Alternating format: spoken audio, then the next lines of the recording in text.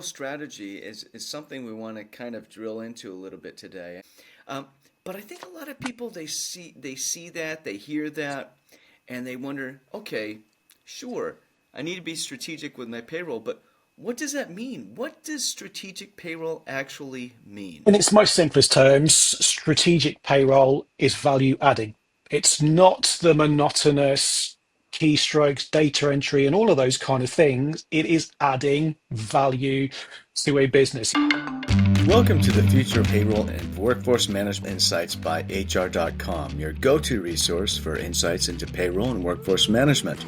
From navigating compliance and technology trends to exploring the latest in global payroll solutions, we're here to keep you ahead of the curve. Join us as we dive into the forces reshaping payroll and share practical strategies to optimize your workforce management. Let's get started. Well, hello everyone, and welcome to the latest episode of the Future of Payroll and Workforce Management podcast here at HR.com. My guest today is Ian Giles, who is a member of our Future of Payroll community at HR.com, a new community that you are welcome to check out at any time you like. Ian is a thought leader in this space, a true thought leader in payroll, and he has been a payroll advocate for 25 plus years. Welcome, Ian. Thanks, Brent. Absolutely fantastic to be here today. Always enjoy our conversations, and I'm looking forward to this one. Oh yeah, absolutely. This is a really interesting one, and maybe before we get into it, um, could you just share with our audience, what gets you up in the morning when it comes to payroll? Like, what really animates you? Because payroll is more exciting than people might think. It is. It's not just that big magic red button that everybody believes exists who sits on the outside of payroll. What gets me out of bed is the thought that we can make it easier for ourselves. If we took a step back, we looked at what we were doing, I think we would find it, so much easier than we do. Like I say, sitting down, thinking about what we're doing, and thinking about the end goal, which is ultimately making sure that the employee gets paid, is what it's all about, and how we perform all of those transactions from the very beginning through to the very end can be made a lot simpler than we do. AI technology is absolutely fantastic, and it is without doubt going to take us to new levels of payroll. But we need to just go that one step back. Like I say, due diligence, discovery, thinking about what we're doing, simplification, harmonization. That is what is ultimately going to make payroll easy for us. Yeah, wise words indeed. We can't rely just on the technology, although it's getting a lot better and it's implemented correctly. It can really make payroll a little bit easier and more strategic. And perhaps that's a good say. Go ahead. I said strategic, and you looked like you wanted to say something. Yeah, absolutely. I mean, just going back to my point, your point, AI is making it easier. I remember going into payroll this 25 years ago when a weekly payroll was 500,000 keystrokes a week. It's nothing like that now, but we do actually need to do all of the things I say to make it as easy as possible. Payroll can be the greatest strategic asset a business can have, but they don't know they've got it. Yeah. Yeah, and payroll strategy is something we want to kind of drill into a little bit today. I know we talk about it a lot, see it all over LinkedIn and some of the other social media sites, and hear about it all over the trade conferences, trade show conferences, and all of this. Um, but I think a lot of people they see that, they hear that, and they wonder, okay, sure, I need to be strategic with my payroll, but what does that mean? What does strategic payroll actually mean? In its most simplest terms, strategic payroll is value adding. It's not the monotonous keystrokes, data entry, and all of those kind of things. It is adding value to a business. If you think about it, all of the data that comes around from a business into the payroll department is incomplete because it's not been calculated and we've not worked with it. All of the data that we have calculated and processed that goes into the rest of the business, including finance, is already old at that point in time. If we can make payroll data real time, that's where we become a strategic asset. If we can advise a business how much money they're spending or should be spending in a particular jurisdiction compared to what they did 12 months ago, 24 months ago, whilst the business is trying to grow, that's where we can add value. You know, I kind of like present it, and I talk to prospects, I talk to clients, and I talk to people. And you would think trying to get somebody to pinpoint where they believe their their strategy is can be quite provocative. But I actually think, once you've had that conversation, it almost becomes a light bulb moment. I'm an absolutely great believer in the fact that if you cannot measure something or you don't know where your starting point is, you do not know how far, your journey is and how long you've got to go. Knowing whether or not your payroll is immature, reactive, controlled, or strategic is your starting point. Maybe you could go into an explanation there of those. I think you said I already forgot some of them, but immature, controlled, something else, and strategic. Maybe you could go into like what does that mean? Walk us through that. It's, so if I put a couple of bullet points to each of them, an immature payroll is young. It's maybe a startup, a scale up, a business where they haven't actually, developed the payroll enough. A reactive payroll is constantly firefighting, doesn't improve from one payroll cycle to the next because there is no time to come up to breathe for air. And that's the reactive side of things. We are always doing something based on information, whether or not it be inaccurate, late, not where it's supposed to be. A controlled payroll will have reduced tech stack, will be improving from one payroll cycle to the next. A strategic payroll will be able to shave time off the payroll cycle, will be able to add things back into the business, like I say. And I don't like KPIs. I think Mm, they're not the greatest way to measure anything. Payroll performance metrics is what you should be looking at, and you should be looking at the types of things that you're reporting. One of the things that I would say would make you more of a strategic payroll to another business is, your first time approvals. How much backwards and forwards is there between marketing, between sales, between payroll, between product before you actually get what you would consider to be the complete and the most accurate payroll? If mm, you can have a first time approval level that is better than anybody else, you are taking that time off. You are able to get to all those valued adding activities, like I say, reporting to the business. mm. What are some of the you talk about giving back, putting back in, putting information or um, ideas back into the business from payroll. What are some of those things? Give us if you could give a couple examples to help us picture, what does that mean? Because to me that sounds like the strategic. Well, It it is the is. payroll. Yeah, go ahead. Absolutely. So there's a couple of things. I wrote a document a while back. I wanted to kind of put out there 8 payroll performance metrics that you should be working towards. By the time I'd finished the document, it was some 23 different ways of how you should be measuring your payroll. Those are the kind of things that you should be looking at. First time payroll approval, like I say, levels of accuracy, head counts per payroll administrator, in terms of efficiency, those kind of things. And when you look at maybe a project or an implementation, I like to look at the benefit realization side of things. And I always try to get into a project. It might be this is where we want to absolutely get to, but it's not going to be a showstopper. So one of the low-hanging fruit and something that I will put over the right-hand side of the matrix is a drop-in center. And by that, I mean if you've achieved every other thing that you could in an implementation or a project, imagine your entire payroll team being able to sit on a Zoom call for 2 hours or for the whole of payroll day, waiting for queries to come to you that don't happen because your payroll has been that improved. You don't have the issues that you had before. Okay, okay, and then you have access to you have much more visibility into your payroll data at that point as well. Absolutely. You know, Yeah. and this is it. I mean, if you have the right tools, the right people, the right systems, and your data is real time, that is where true strategy comes in. You know, Mhm. it used to be, when I first started in Payroll, like I say, 500,000 keystrokes a week, Monday to Wednesday, Thursday and Friday, 2 days worth of payroll reporting.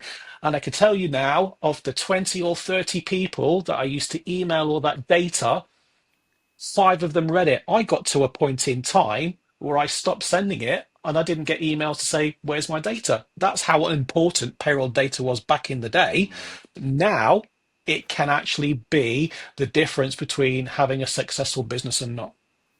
Interesting. Is there an example of the type of is there an example of a piece of information that say the C-suite or an executive leadership might want in an organization that if your payroll is in order, under control, like you say, that's an example of a piece of information that you could provide to that executive that would show payroll as being a Yeah, strategic asset. yeah, I suppose there are two ways of looking at it. There's your way and the types of data that the C-suite should be looking at or Oh, wants. And there's the type of data that you should be presenting them to show them how efficient the business is. Going back to first time approvals, that will show efficiency. I don't necessarily like, payroll isn't a naming and blaming game. We could all turn around and say 99% of data that comes to payroll is not what it's supposed to be. But to me, if you can actually show where your errors lie throughout the process, that is how you will gain efficiency as well. I've managed some very, very large payrolls and I've never had 100,000 thank yous every single payroll cycle from employees. But I do get the surety emails from the directors to say that people haven't been paid. And then when you spend the time looking at why that has come about, it can be as simple as employees you know, transposing digits in bank accounts. It could be that, the sales manager has had so many other things that he needs to do, doesn't consider payroll to be his main job, and it's always the last thing he does on a Thursday or a Friday to get people paid.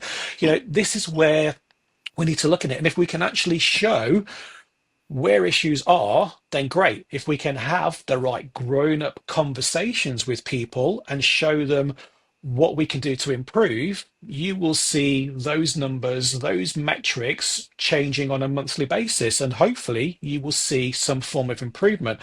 One of my biggest pet peeves within payroll is payroll leakage. If you can actually show how much money is unnecessarily leaving the business, that's quite important because that at the end of the day is money. It is a pay increase. It is a bonus. It is money that's meant to be kept in the business. I did an exercise several years ago. It wasn't thought to have been an issue within the business, but when I actually looked at it and challenged it, since 2018, I've probably saved that business £250,000 every single year. wow. Now that is strategic payroll because that's That something really that is. like a chief financial officer is going to be very interested in that sort of information.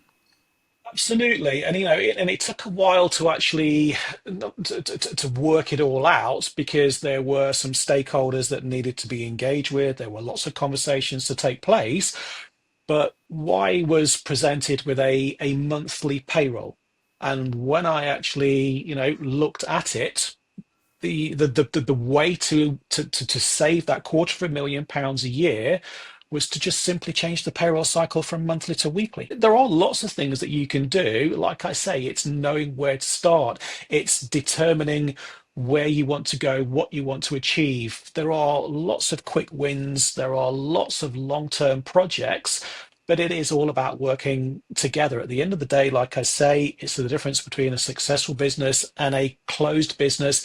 It's the difference between an engaged workforce because you're paying them properly on time every time. Yeah. It's interesting. We talk a lot about how payroll it's seen as a cost center to contain. It's kind of an interesting paradox in business in general, right? It's sort of if you swoop out, kind of pan out a little bit here. On the one hand, you need employees in order to get the stuff done, and Totally. yet there is this great sort of subconscious aversion to having to pay them, and it's just something. It's that might be a little bit too extreme to say, but it's seen as, oh gosh, I have to pay them all to do this, but I need them so much, and so Mhm. it's seen as a as it's Necessary evil. yeah, it's a necessary evil, and that's really interesting. It even goes under the, it shows up as a liability in the accounting spreadsheet, And how can we change that? Is being strategic with payroll, is that a way to kind of, excuse me, subtly influence psychology there even? I think it absolutely is. I think there are a couple of ways of looking at it. If you can actually reduce the costs of your payroll, you're obviously saving the business money that can be used in marketing, advertising, sales promotions, and all of those kind of things. But I suppose, and it goes back to conversations I had many, many years ago, is how can you actually make it cost generating? Do you actually charge certain parts of the business for their percentage of the payroll? Oh, Then interesting. would those departments want to spend a lot more time on trying to make their functions payrolls more efficient because it's money out of their pocket at the end of the day. Oh, that's interesting. It's like an investment. Yeah, absolutely. You know what's also interesting is this idea that uh that you can provide. Again, I'm going to go back to that information, that highly valuable information you have as a payroll department once you've gotten everything under control. Once everything's sort of zipped up and and all your I's are dotted and your T's are crossed and you have payroll running at a much higher level, functioning level, right? And so I can see a future, and I've heard people talk about this. I've seen this in my travels, like heard about it, talked about it, where organizational leadership starts to rely on the folks who understand the payroll data and have access to it for critical information that helps guide organizational decision making. Okay, should we expand operations into Malta, for instance, just out of the blue, a random country there, right? Um, well, there might be several other metrics from across your organization that say yes, maybe projection of sales and whatever. But what do we know about payroll and that piece of it that's going to help inform that decision? And how can we get organizational leadership to to reflexively think, yes, I should consult this payroll person because they have a piece of the answer that I need. And do you know what? It's very, very interesting. And I've been there, done there, got the t-shirt and all the rest of it. I think if you kind of sit in payroll, lots of payroll leaders have seen that. They've been part of it, but they've not necessarily owned, they've owned a piece of the puzzle. And the reason for that is I always find or have found that HR get asked those questions. The people side of things get asked the questions because of the benchmarking, the information they have, and HR is all about the people, as is payroll, but payroll are generally tended to be asked the questions. I think if you know, we've spoken about it, I've spoken about it with lots of other people. If payroll had more of a seat at the table, we would be in the forefront more than we possibly are. And if you think about that valuable data, not just in terms of wanting to expand into new territories, but that data as real time as you can possibly make it, as complete as it is going to be throughout the year and throughout periods of time something that is going to save the business a huge amount of time. And where I'm trying to get to here is if you can imagine as up to date payroll data as possible, done every single payroll cycle religiously without fail, how much easier is it for the business to accept what goes on during an audit period? If we have that information, it makes it easier. There are so many reasons why payroll data is important to a business. Yeah. Well, this has been a fascinating conversation, Ian. Thank you so much for joining us and for joining our Future of Payroll community here at HR.com. Not a problem. I'm sure there will be another occasion sometime soon or in the sometime distant future. The shape is changing so much, there are going to be more and more things to talk about all of the time. Thanks for tuning in to the Future of Workforce Management and Payroll Insights by HR.com. We hope today's episode brought you valuable insights and fresh perspectives on the future of payroll and workforce management. Be sure to check out more episodes and explore resources at hr.com/podcast or wherever you listen to podcasts. Until next time, keep innovating and making a difference in the world of payroll and workforce management.